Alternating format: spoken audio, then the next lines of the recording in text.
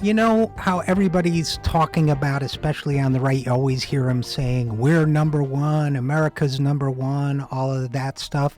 Well, here's one place where American exceptionalism isn't all that exceptional, and the right doesn't seem to mind. I am reading something released this week by the World Economic Forum called the Global Gender Gap Report for 2015. It's available at weforum.org. This is a report on the state of women and women's equality in countries around the world. Are we number one in this topic? No. Are we number two in women's equality? No. Are we in the top 10? No. Are we in the top 20? No. The United States, according to this study by the World Economic Forum, is 28th in a comprehensive global ranking of 145 countries released Wednesday evening by the forum. In fact, we dropped 8 spots on the list since the last report to 28th place, which places us just above Cuba, in your face Cuba, but below Mozambique for overall gender equality. Now, how do they measure gender equality? They examine publicly available data on economic participation, political empowerment, educational attainment, and health measures. Now think about that. We rightfully condemn a country like Saudi Arabia for limiting the educational opportunity for women based on, in their case, religious reasons. But we have apparently also limited the educational opportunities for women, I suspect largely for economic reasons because of the tuition cost at colleges, as well as for social reasons, the social expectations that are imposed upon women even in this supposedly enlightened age. Now, these guys at World Economic Forum, they've been measuring this sort of gap between men and women for 10 years.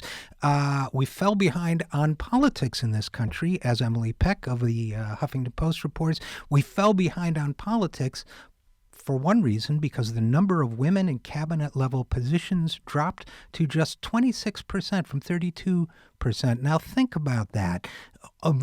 Basically, 1 in 4 cabinet level officers in this nation is a woman. Now bear in mind that Justin Trudeau, the newly elected prime minister in Canada, says he will have a cabinet that is 50-50 men and women. And when asked why, he said, because it's 2015. So that might be a goal we want to consider here as well. Now, it turns out we're also falling behind on the economic front when it comes to the rights of women. Now, we fell behind because the percentage of women working or seeking employment fell last year. That has a lot to do with something we talk a lot about on this show, which is the labor force participation, which is still terrible in this country and a sign of an ongoing crisis. What's more, the wage gap between men and women actually grew in the last year.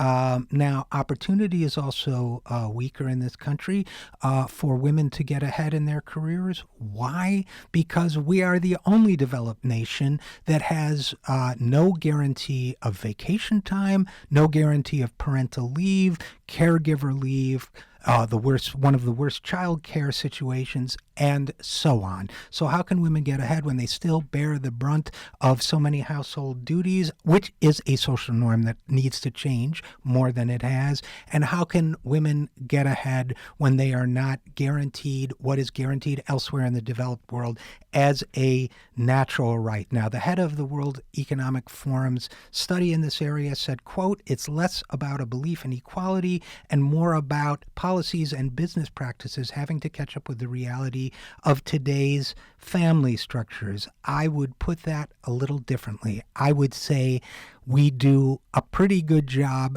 talking the talk, but we do a pretty poor job when it comes to gender equality, walking the walk. And that has to change sooner rather than later so that we can say we're number one.